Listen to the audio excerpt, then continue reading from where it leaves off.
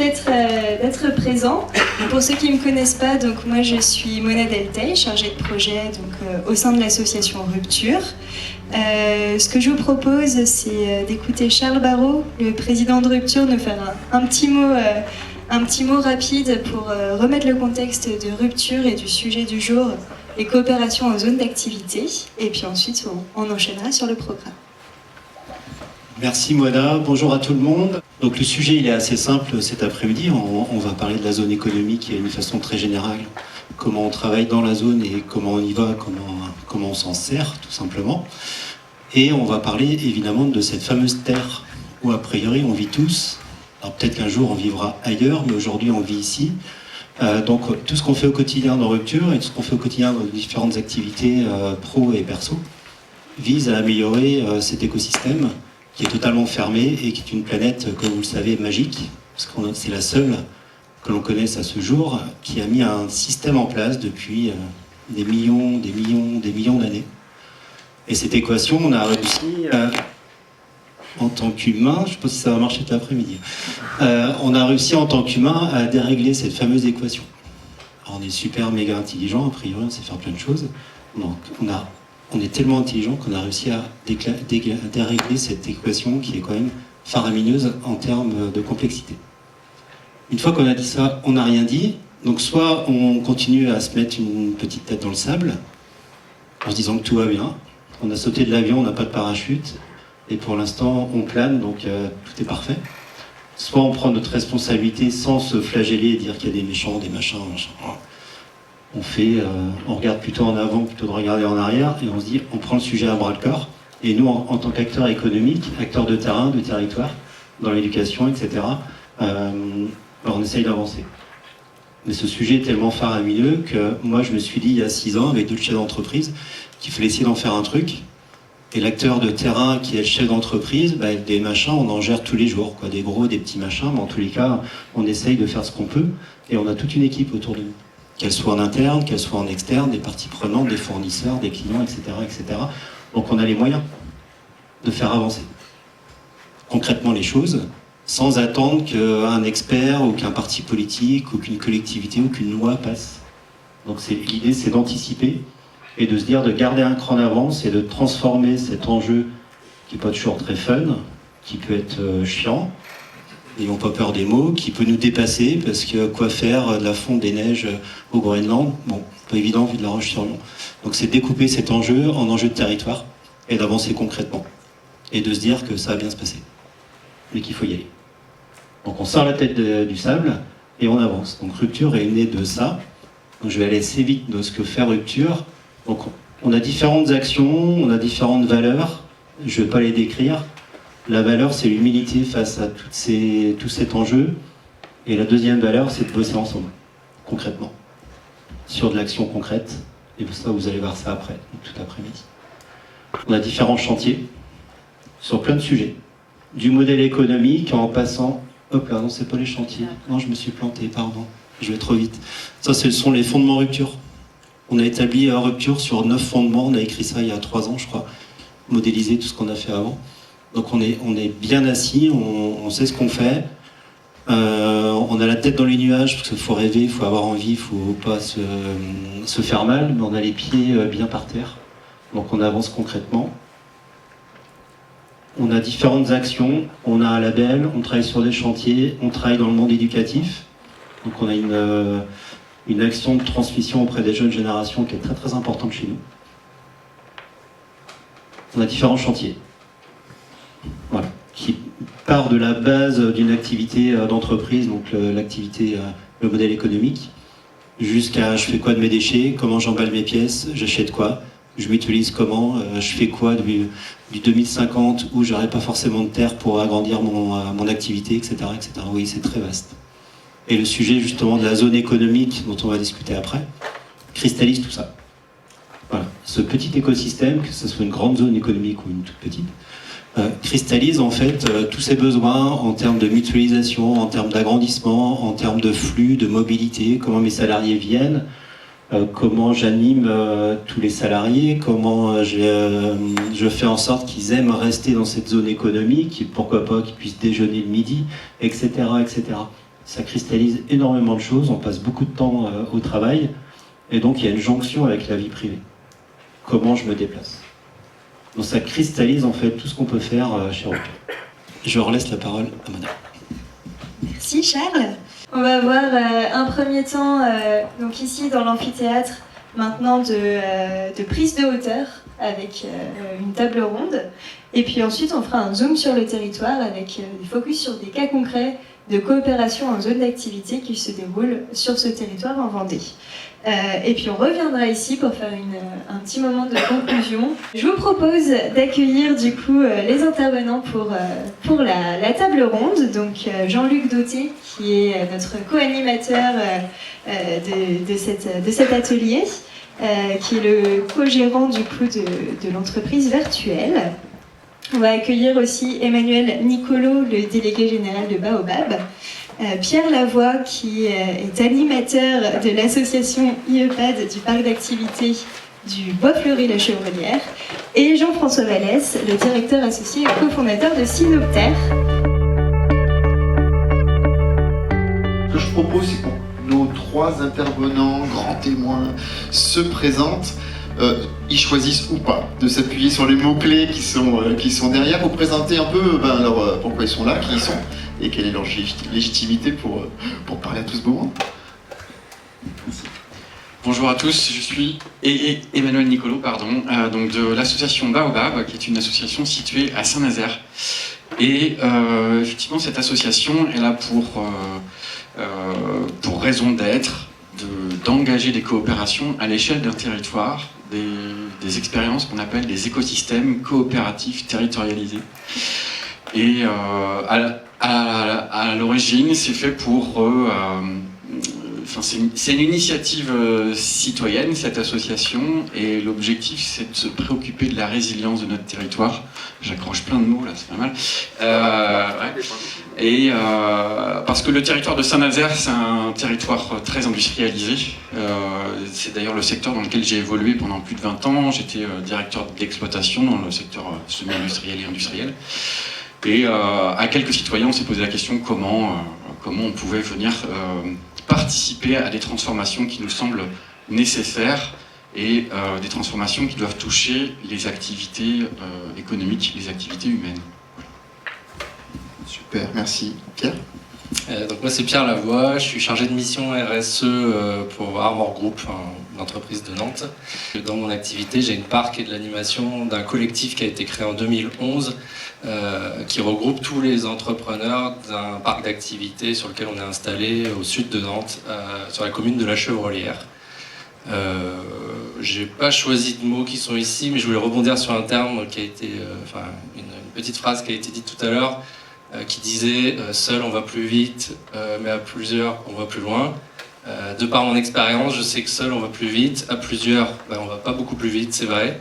C'est beaucoup plus complexe, mais on prend beaucoup plus de plaisir. Donc je voulais mettre en relief cette notion de plaisir quand on travaille en collectif. Voilà. Donc Jean-François Vallès, je suis directeur associé du cabinet Synopter. On est des agitateurs de zones d'activité. Ça fait à peu près plus de 20 ans qu'on travaille sur ce sujet-là. Bon, je pense qu'on prend à peu près tous les mots-clés. Je mettrai coopération au cœur, c'est-à-dire, et on le verra par la suite, et les propos introductifs du président allaient tout à fait dans ce sens-là, d'essayer de révéler en fait ce potentiel qu'il y a sur les zones d'activité, pas uniquement implanter des entreprises, mais les faire travailler ensemble parce qu'on a des voisins, que ça permet de s'adapter, d'accompagner les transitions, de devenir résilient pour des territoires qui soient un peu plus performants. Voilà, donc je pense que j'ai fait le bingo. Ce slide est quand même super bien fait. Ouais. Tant que tu as le micro, Jean-François, on s'est dit que tu pourrais en profiter pour nous recontextualiser le contexte qui va autour des zones d'activité économique. Ça fait trop le mot contexte dans la même phrase, mais nous donne un petit peu le cadre, ça permettra d'échanger derrière sur ce sujet. Alors, merci pour la proposition d'intervenir. Alors, les zones d'activité, c'est un des leviers majeurs du développement des territoires. À peu près tous les territoires ont des zones d'activité. Donner quelques chiffres. Alors là, vous avez les chiffres vendéens. En France, on a entre 13 et 20 000 zones, 50% des emplois salariés. On crée des zones depuis la Seconde Guerre mondiale.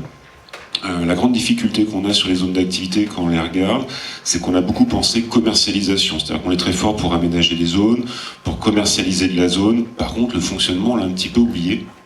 Et ça fait le lien et l'intérêt de la journée que vous organisez, de se dire mais tout compte fait, comment est-ce qu'on peut s'approprier, qu'est-ce qu'on peut faire sur ce territoire. Alors quand on regarde ce qui se passe alors en France ou à l'étranger, on a la chance d'intervenir aussi à l'extérieur de la France, on voit qu'il y a un potentiel qui est énorme. En fait, grosso modo, tout ce qui n'est pas cœur de métier de l'entreprise, on peut l'aborder de manière collective à l'échelle d'une zone d'activité. Le message qu'on pourrait passer à tous les chefs d'entreprise, c'est que si vous avez une problématique, si vous avez un besoin, si vous voulez résoudre un impact, vous engager dans les transitions, a priori votre voisin il a les mêmes questionnements et il fait certainement partie de la solution. C'est-à-dire que vous allez pouvoir travailler ensemble. Alors vous l'avez pointé, Monsieur le Président, en introduction, on peut être sur les questions sociétales, on va voir restauration, animation, là les Noëls arrivent, donc ça va être tous les Noëls inter-entreprises, donc des super CE à l'échelle de zones d'activité. On a des sujets un peu plus sérieux comme par exemple la mobilité, ne peuvent pas être résolus sans une approche collective. On peut être sur les questions de formation, on a parlé de l'éducation, on parlait d'insertion. On peut le voir aussi au niveau de l'entreprise. Énormément de sujets à relever là-dessus, sur des questions qui sont directement liées aux transitions écologiques, je pense à l'écologie industrielle territoriale et autres, sur les questions déchets, on voit les boucles locales de l'énergie qui sortent, mais on l'a aussi sur le fonctionnement de l'entreprise d'une manière générale, des questions de sous-traitance, le travail ensemble, partage de matériel, partage d'équipement, on peut être sur le partage de lieux aussi. Alors, quand on voit ça, on se dit, c'est merveilleux. Alors, c'est un petit peu plus compliqué. On a un certain nombre d'associations en France qui nous donnent espoir, qui nous montrent qu'on peut y arriver. Mais c'est pas encore le lot sur toutes les zones d'activité. En fait, ça devrait être généralisé sur l'ensemble des zones d'activité. On est un peu sur des écosystèmes. On a des superbes écosystèmes, mais ils sont un peu atrophiés actuellement. C'est-à-dire que quand nous, on fait des diagnostics de zones, typiquement, on s'aperçoit que les voisins ne se connaissent pas. On a un problème de lien, on a un problème de connaissance. Et ça, c'est lié à plusieurs facteurs. Le premier, c'est un facteur culturel. Quand vous écoutez aujourd'hui la presse, on vous parle de la réindustrialisation de la France, on vous parle de l'implantation d'entreprises, tout de suite on associe foncier et ZAN, zéro artificialisation nette. Jamais on va vous parler de zone d'activité. Ça n'existe pas. Ce territoire-là n'existe pas. Et on vous parle encore moins de tout le potentiel qu'il y a en termes de synergie. Donc ça pose la question déjà de la culture par rapport à ce sujet-là. Après, les zones d'activité, c'est un peu comme des copropres qui fonctionneraient pas très bien. Mais on ne sait pas qui doit prendre le lead, en fait. On a d'un côté des chefs d'entreprise qui ont envie, qui se mettent en association, on s'essouffle vite en association, on discute avec des élus qui nous disent « mais est-ce qu'on est légitime pour aller sur ce sujet-là ?» Et donc on se retrouve dans une coprop où tout le monde se regarde, et puis voilà, ça avance comme ça. L'autre point, qui est un point essentiel, c'est aussi les zones n'ont jamais été pensées dans une logique de coopération quand on compare à d'autres territoires. Les zones d'activité, quand on vous les vend, c'est le lien entre votre parcelle et l'autoroute. 5 minutes d'accès. Ils ne vont pas vous dire, c'est un lieu qui est prévu pour travailler avec vos voisins. Et puis d'ailleurs, quand vous vous implantez, vous mettez votre boîte à chaussures sur la zone d'activité, on met du grillage autour, donc pour la coopération, c'est pas terrible. Surtout qu'on est pas très dense en France en zone d'activité, on est à 20%. Donc on a un lien qui est un peu diffus, qui est un peu distendu, qui favorise pas ce lien entre les personnes. Donc c'est tout ce travail aussi qui se fait. On milite beaucoup sur les zones d'activité pour recréer des centralités, des places de village en fait, des lieux où les gens peuvent se retrouver, commencer à échanger. Moi je crois beaucoup à la convivialité, je pense qu'on commence par faire des synergies autour d'un verre, autour de l'amitié, et puis on trouve qu'on a plaisir, on a les mêmes problématiques, on commence petit et on finit, et vous avez des superbes expériences qui existent en France et à l'étranger de synergies qui vont très très loin. Vous en aurez un certain nombre qui vous seront présentés cet après-midi, donc on va revenir là-dessus, mais il y a cette question aussi du lieu à approprier, à penser des places de village, penser des lieux de coopération. Où est-ce qu'on se rencontre, où est-ce qu'on met en œuvre cette coopération. Donc on est un peu sur cette problématique-là actuellement. Alors les choses évoluent, heureusement, des temps comme aujourd'hui y contribuent, mais c'est vrai qu'il y a un énorme challenge, et ce qu'il faut bien voir, c'est que quand on y prend goût, quand on s'y met, quand on est accompagné, parce qu'aussi la question de la professionnalisation viendra certainement sur les questions d'association, c'est beaucoup du bénévolat, donc ça pose aussi la question de jusqu'où est-ce qu'on peut aller. On s'aperçoit qu'il n'y a pas de limite en fait. On peut vraiment innover, on s'aperçoit que quand on met les chefs d'entreprise, les usagers autour d'une table, et puis qu'on se lâche un petit peu, et qu'on a confiance, et qu'on voit que ça fonctionne, on peut vraiment aborder tout les thématiques que vous avez présentées, Monsieur le Président, en introduction. Tous ces défis-là, en fait, on peut les traiter à l'échelle d'une zone d'activité. Mais il faut le repenser comme un ensemble, comme un écosystème, et il faut créer des lieux de convergence. Ça, c'est va être le grand enjeu sur les zones d'activité à venir, c'est de se dire, ok, on se rencontre, on crée un collectif, mais il faut aussi qu'on ait des lieux qu'on puisse s'approprier pour mettre en œuvre ces synergies. Super, et dans le timing, parfait, génial. Merci beaucoup Jean-François. On va revenir vers les témoins pour pour approfondir les retours d'expérience.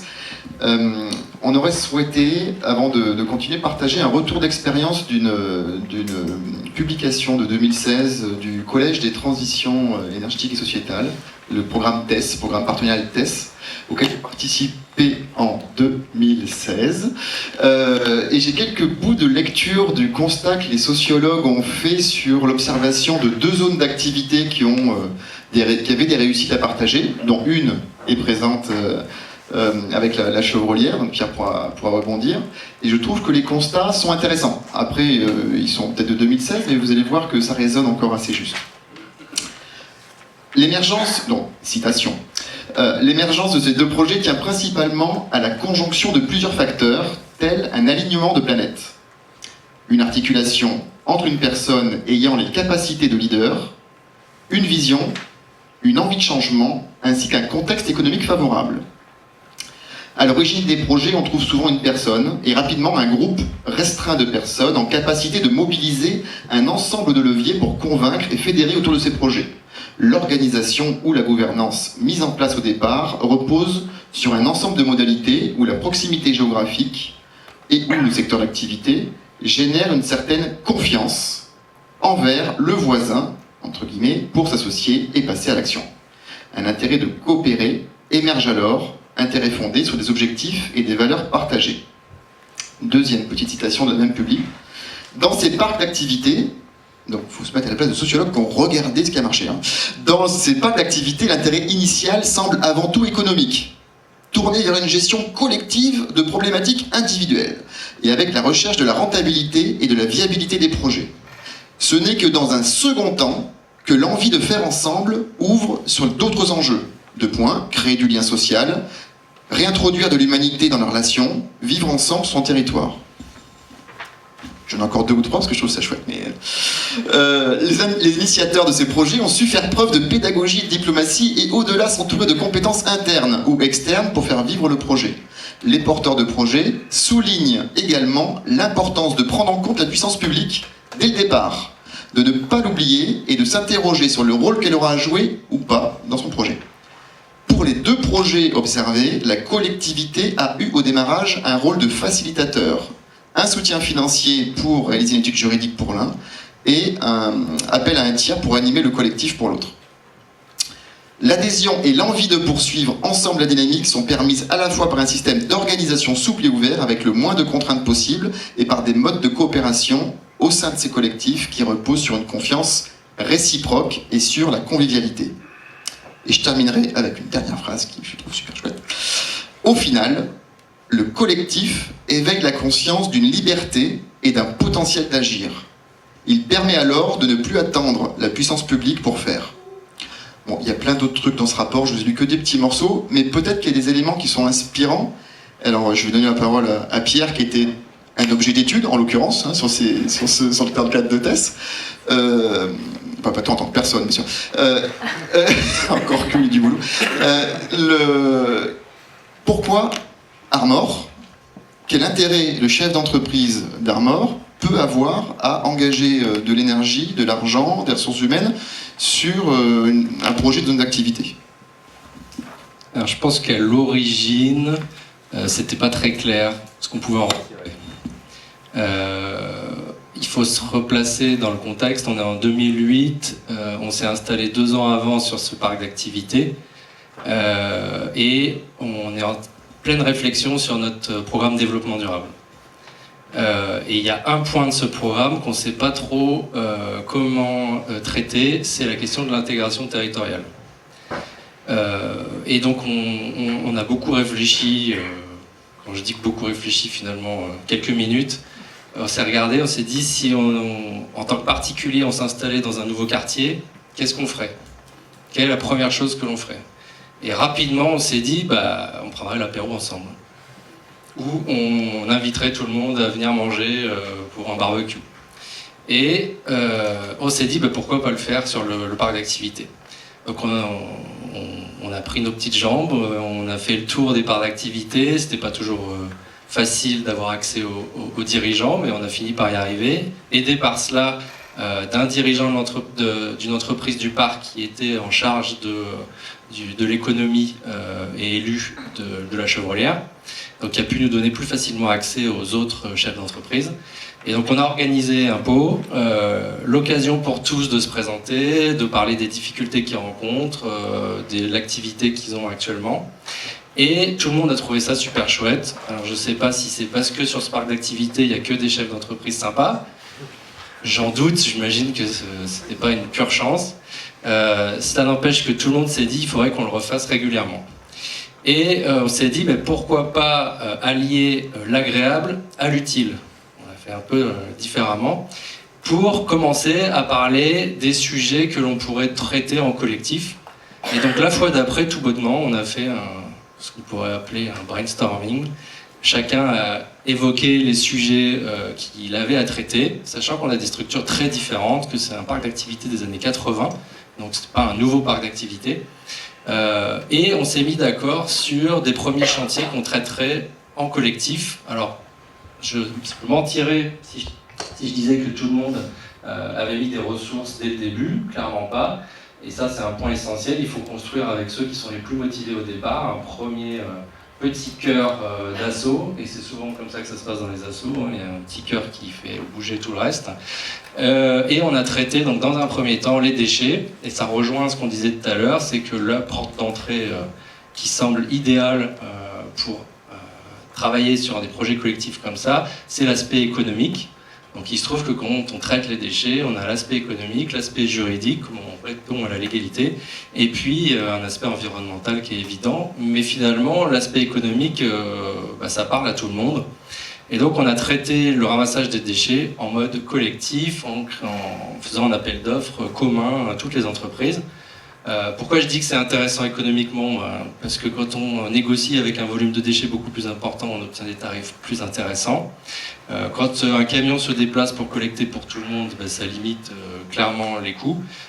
Et puis le dernier point, l'aspect environnemental, puisque je ne l'ai pas dit, mais en parallèle on avait fait une enquête partie prenante pour savoir un peu quelles étaient les attentes du voisinage envers l'entreprise Armor, et un des points qui était relevé, c'était qu'il y avait des contraintes liées au transport routier qui généraient des nuisances, et donc en limitant l'arrivée et le départ des camions bennes, c'était un moyen aussi de répondre, même si c'est anecdotique, à cette contrainte.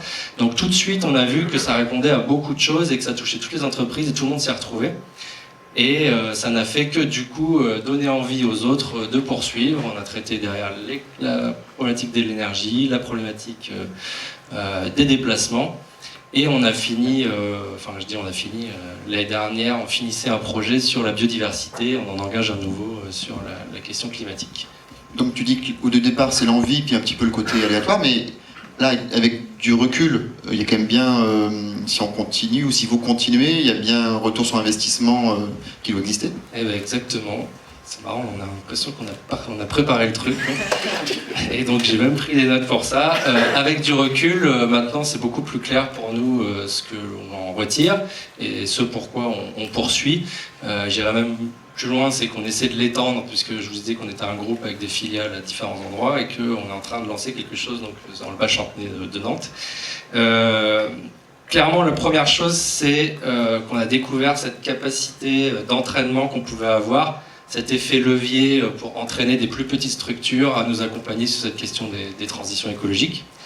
La deuxième chose, c'est le développement de notre capacité d'influence.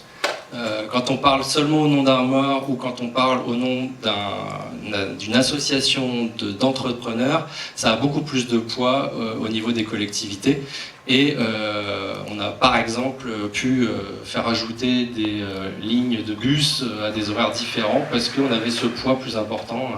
Si on avait demandé que ça à Armor, on n'aurait jamais pu le faire.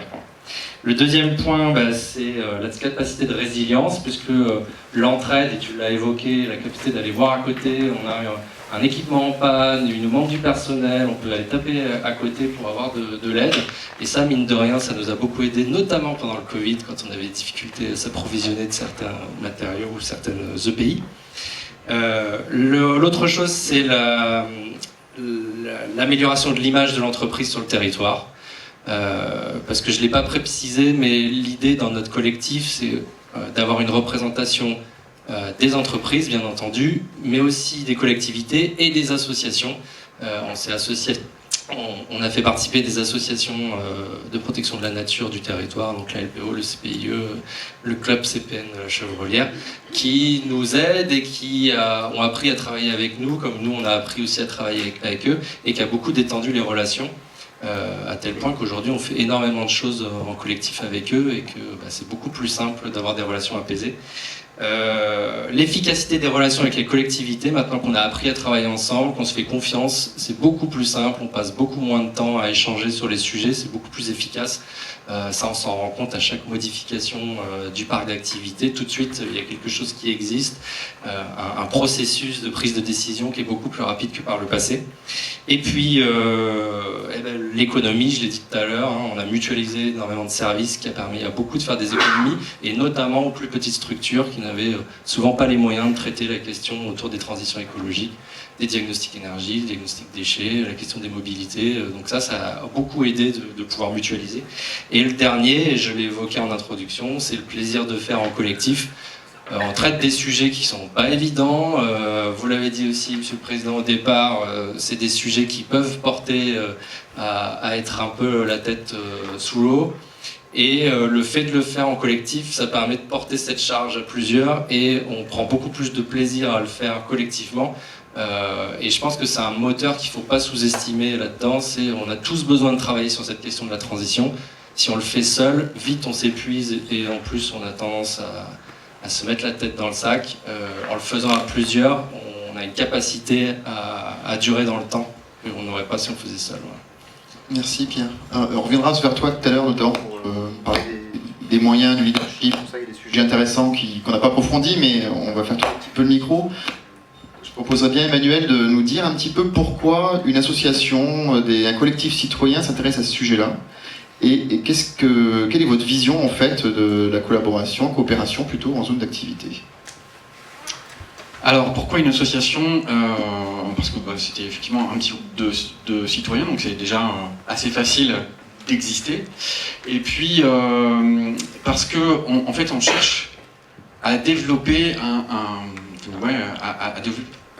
un outil de territoire, quelque chose qui s'inscrive parmi les structures qui accompagnent les entreprises, mais pas seulement les entreprises. En fait, on a envie d'exister au milieu de la CCI, de la CMA, des accompagnateurs de porteurs de projets, pour pouvoir apporter cette dimension de coopération.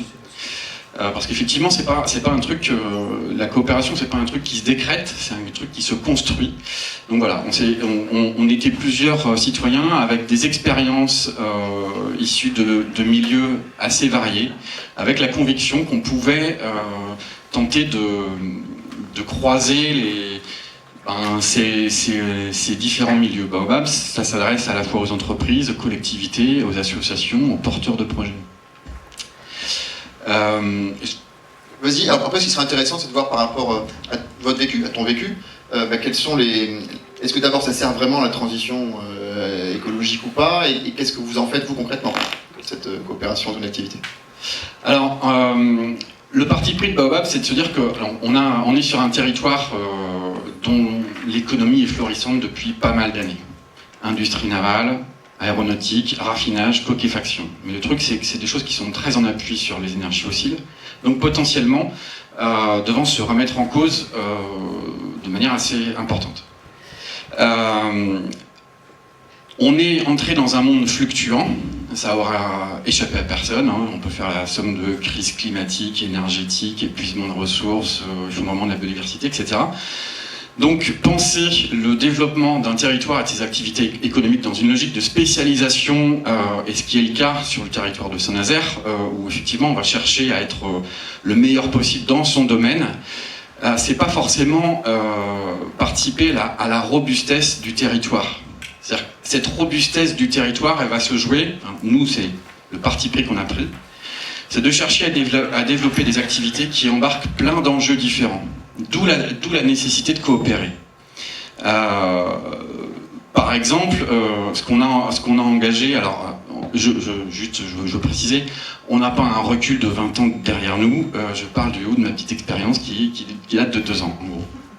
Mais il y a 2 ans, on a engagé un projet à partir d'une association locale qui était composée que de bénévoles qui allaient à vélo collecter des biodéchets dans les écoles, dans les entreprises.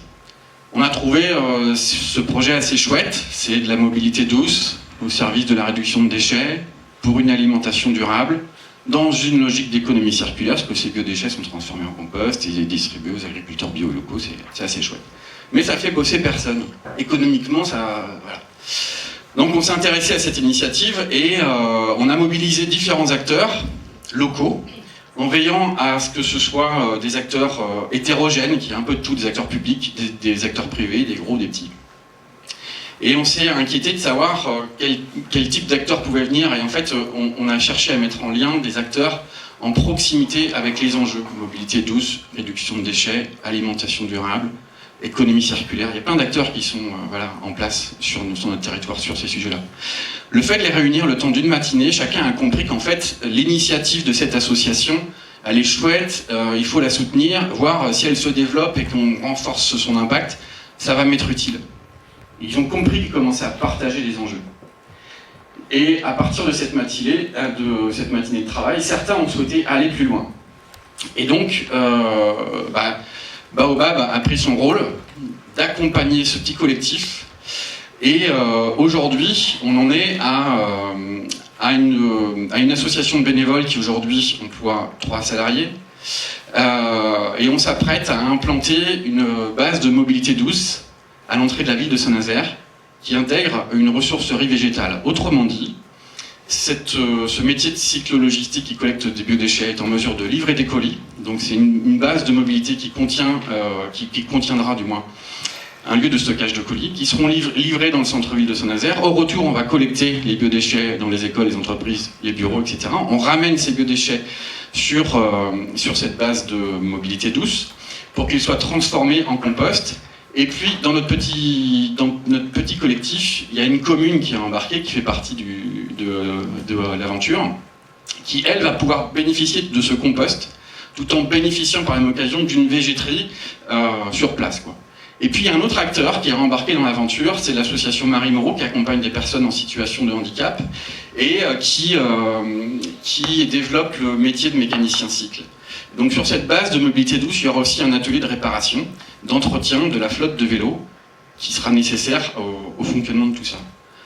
Autrement dit, on voit qu'on a une hétérogénéité d'acteurs, publics, privés, associations, PME, et on embarque plein d'enjeux de biodiversité, d'inclusion également, en plus de ceux que j'ai cités auparavant. Et finalement, vous allez au-delà de la zone d'activité, hein, on se rend bien compte que le territoire couvert est plus large, quoi. C'est ça. Effectivement, on n'a pas un démonstrateur de zone d'activité, mais plutôt quelque chose qui démontre une forme de coopération et la manière dont ça peut s'engager. Tout à fait, super, merci. Alors, j'en partirai bien sur Jean-François, puis après on tourne, les questions sont peut-être plus ouvertes maintenant, et on donnera la parole à la salle si vous avez des questions dans 5-10 minutes, on prendra aussi vos interrogations. Peut-être le sujet des moyens. Alors, Pierre nous a parlé de pourquoi ils ont commencé, et puis on sent bien que l'Armor a été un leader, enfin un porteur sur un projet de zone d'activité, mais globalement, les zones d'activité que tu fréquentes, que tu vois, ou la ton expérience, qu'est-ce qui fait qu'à un moment donné, ça démarre et ça se maintient dans le temps? Les ressources, le lien à la collectivité, voilà. Est-ce que tu peux nous dire un petit peu s'il y a des règles ou si c'est tout le temps différent, enfin... Il y a 2 cas. Il y a le cas positif, que Pierre a parlé, dont tu as parlé, prise de conscience de quelques chefs d'entreprise qui se connaissent, qui se disent tiens, on peut faire un truc ensemble. Ce qui fonctionne bien, c'est les chefs d'entreprise qui ont du multisite. C'est-à-dire qu'ils sont sur une zone d'activité où il y a déjà une assoce qui existe, puis quand ils vont sur l'autre zone industrielle ou zone d'activité où ils ont le 2e site, là il n'y a rien, ils se disent on pourrait faire quelque chose. Donc ça c'est souvent la prise de conscience. On a de l'impulsion aussi qui peut émaner des élus du territoire, de se dire tiens peut-être qu'on pourrait faire quelque chose, parce que la zone est très dégradée. Donc là, c'est souvent dans le cadre de requalification, de remise à niveau, il y a un peu ce début de lien qui se met en place. Et puis le dernier, c'est l'opposition, hein, parce que des fois, il y a des problématiques juridiques, par exemple avec le voisinage, Et on se regroupe, les chefs d'entreprise se regroupent parce qu'il y a des problématiques de voisinage, il y a des problématiques récurrentes, même contre la collectivité des fois, sur l'état de la zone.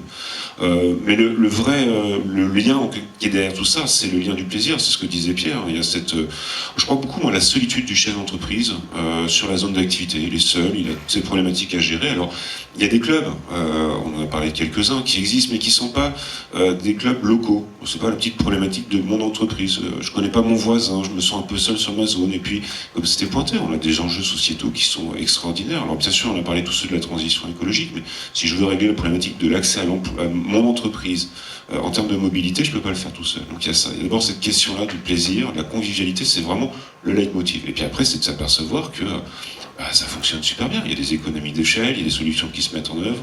Il y a toujours cette notion de plaisir, mais il y a aussi un aspect économique et puis d'efficience. Par exemple, sur les questions environnementales, on va tout de suite trouver des solutions plus simples à mettre en œuvre. Donc il y a cette notion-là qui est derrière.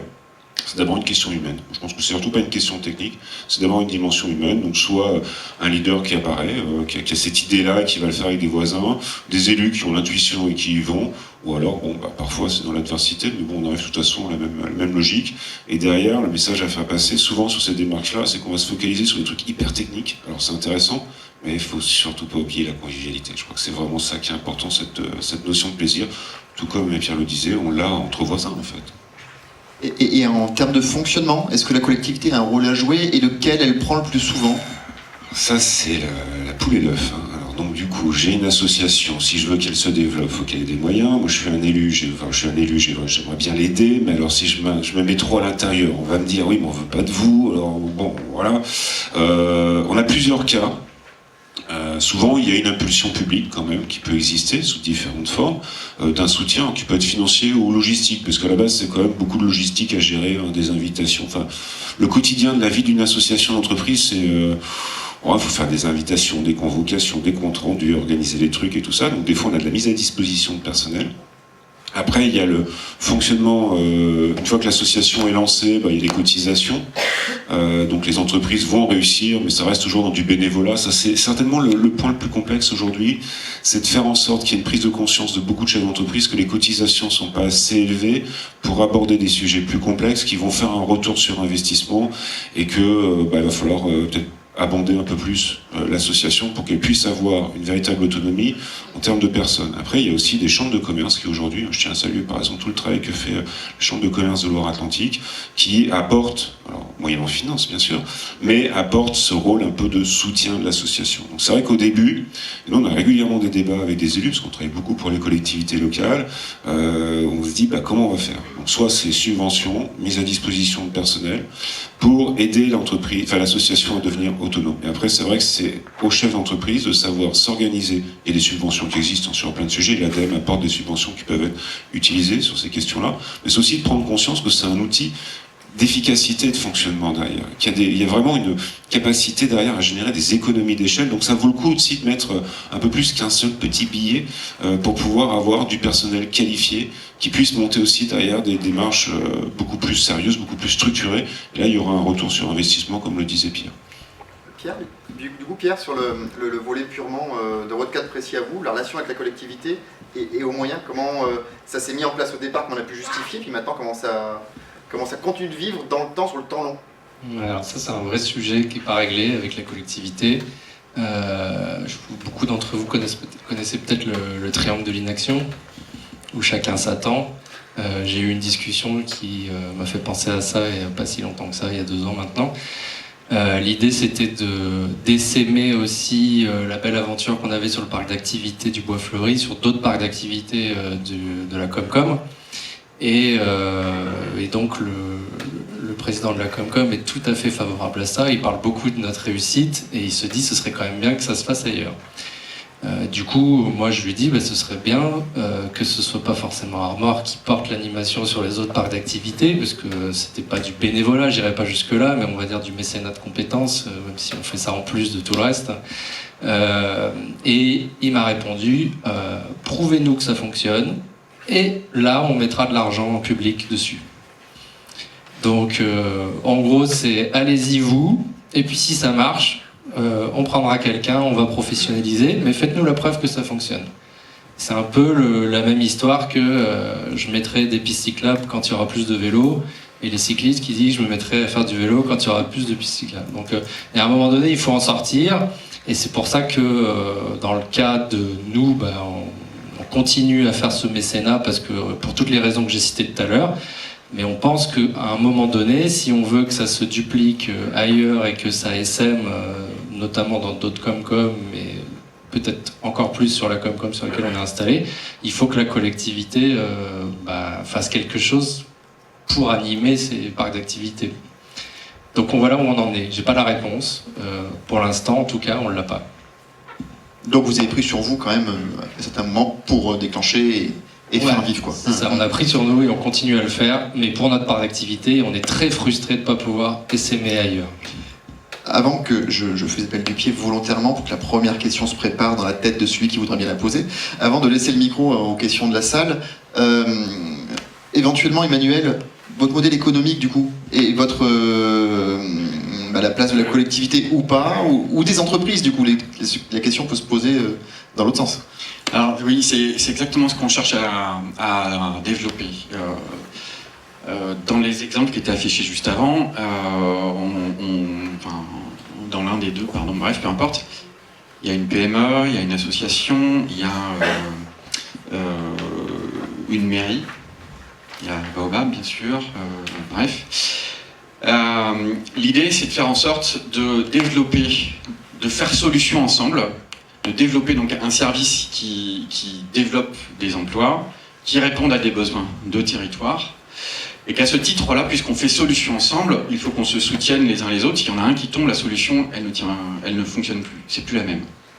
Autrement dit, notre rôle, c'est d'inviter chacun, y compris la mairie de Trignac plus particulièrement, à comprendre son implication. Elle vient de mettre le pied dans une aventure entrepreneuriale, ce qui n'est pas forcément son habitude. Et puis ensuite, l'ensemble de ces acteurs doivent aussi comprendre que, puisque cette solution, pour qu'elle fonctionne, il faut qu'on se soutienne. L'idée, c'est pas qu'on se rémunère indépendamment les uns des autres, que ce soit celui qui pédale le plus fort qui gagne le plus, mais non, de faire en sorte de se soutenir. C'est-à-dire que le résultat qu'on va obtenir économique, là, j'entends, il va falloir qu'on s'accorde collectivement sur la manière dont on va se le partager, et inviter les plus solides à soutenir les plus fragiles pour que justement cette solution continue de se développer. Voilà, alors c'est un travail expérimental, enfin, c'est notre rôle de le tenir, et je reviendrai avec plaisir vous en parler dans quelques temps lorsque ce sera en place. Très bien, merci. Pour conclure, parce qu'on a fini notre table ronde et on va partir en atelier, peut-être en mots-clés, ou très rapidement, cette vision, à défaut de 5 minutes pour le développer, quelques mots-clés pour dire, voilà, c'est quoi les ingrédients indispensables pour qu'on ait une chance d'avoir des zones d'activité mieux fonctionnantes.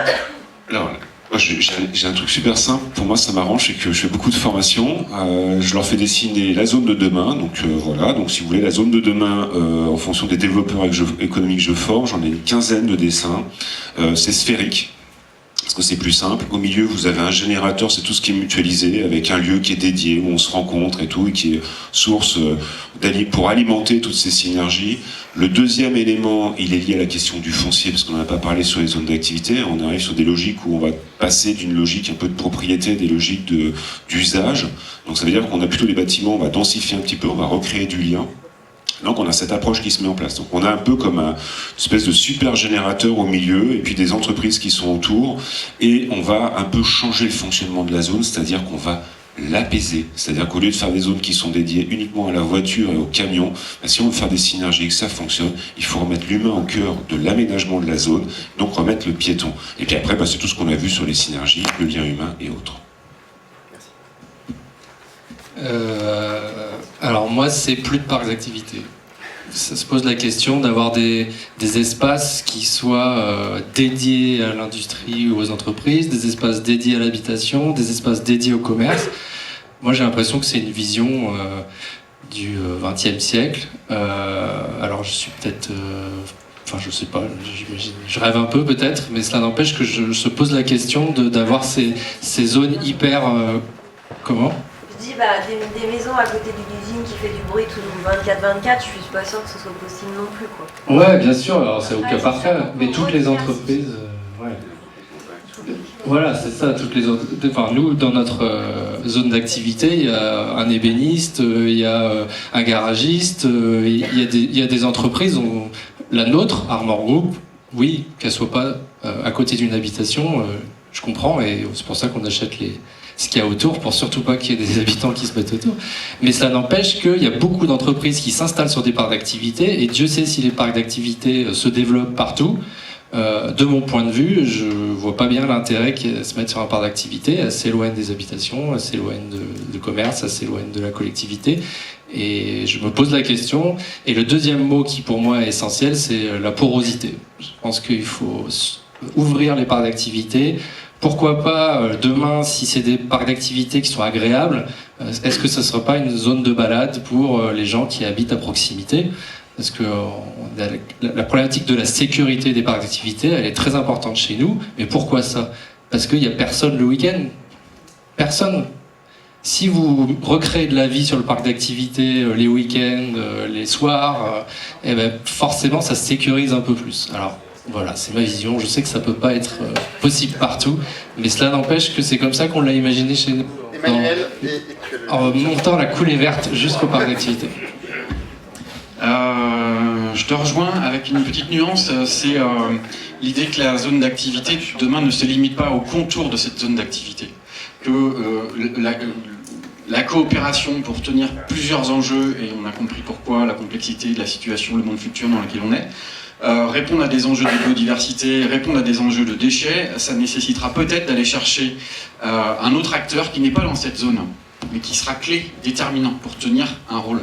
Donc, autrement dit, la zone d'activité et son développement, je l'imagine au sens du territoire, au sens des acteurs du territoire, et penser le développement de ces zones d'activité au regard des enjeux écologiques et sociaux du territoire.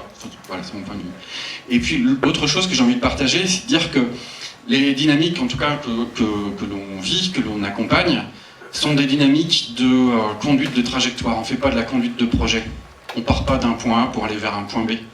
On part d'un point A, on sait que vraisemblablement c'est plutôt par là qu'il faut aller, on travaille avec un tel, on a compris, on partage des enjeux, on fait un pas. Et puis le pas suivant, on verra dans quelle direction on le fera et avec qui. Autrement dit, ce type de pilotage-là, ça se fait sans business plan, sans planning, sans indicateur de performance. Ça nécessite un certain lâcher-prise et être dans une logique de on va saisir les opportunités, intégrer des externalités négatives qu'on n'avait pas vues, on va les prendre en charge et on avance comme ça. C'est une manière de, je pense, penser ces coopérations et le développement de ses propres activités, il me semble, dans une autre logique. Merci beaucoup, Mona, un peu en retard, mais presque bien. Bravo, très.